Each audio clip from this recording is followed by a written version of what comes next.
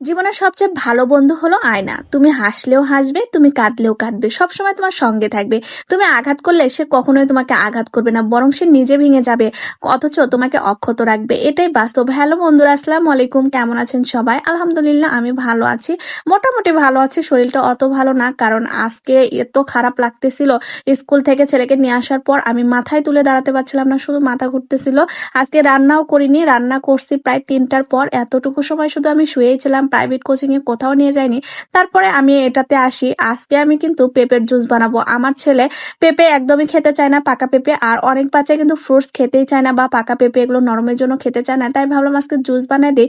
Juice বানাই দিলে তাহলে তো শরীরে একটু পুষ্টি যাবে, একটু খেতে চাবে। ওকেও জিজ্ঞেস করলাম তুমি জুস খাবে কিনা, তো বলছে হ্যাঁ, জুস করে দিলে তাহলে অবশ্যই খাবো। তো আমি ভাবলাম জুসের ভিতর একটু দুধ অ্যাড করি, তাহলে এটা পুষ্টিগুণটা আরো বেশি হবে। তো আমার ছেলেকে তারপরে শুনছিলাম, আমার ছেলে বলছে হ্যাঁ, দুধটা যদি অ্যাড করো তাহলে ভালো লাগবে। আর ও একটু মিষ্টির পরিমাণটা বেশি খায়, তাই আমি একটু চিনিটা বেশি ইউজ করছি। আপনারা আপনাদের পরিমাণ মতো সেটা ইউজ করবেন। আপনারা যেমন খেতে চান তেমনই, বা আপনার বাচ্চা যেমন খেতে চায় সেরকমই ইউজ করবেন। তারপরে কিন্তু আমি আবার এই দুধটাও শুনিয়েছি যে দুধটা অ্যাড করবো কিনা। ও বলছে হ্যাঁ খাবে। আর বিশ্বাস করেন এই দুধটা অ্যাড করার জন্য এর স্মেলটা এত ভালো ছিল, আর খেতেও কিন্তু অনেক মজা লাগছে। আমার ছেলে 2 গ্লাস খাইছে জুস, আমিও খাইছি।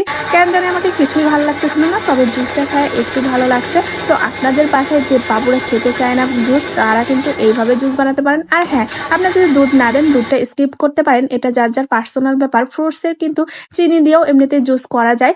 আপনাদের যার যার ব্যক্তিগত ব্যাপার, বা আপনাদের বাচ্চারা কেমন খেতে চায়, দুধ দিতে চায় কিনা, দুধ খেতে চায় কিনা, তাহলে দুধটা অ্যাড করবেন। আর যদি খেতে না চায় তাহলে দরকার নেই। আমার বাচ্চা খেতে চাইছে, বা আমার মনে হয়েছে একটু আলাদা কিছু করলে দেখি কেমন টেস্ট আসে, এই জন্য আমি আলাদা কিছু করছি। তো সবাই ভালো থাকবেন, আল্লাহ হাফেজ।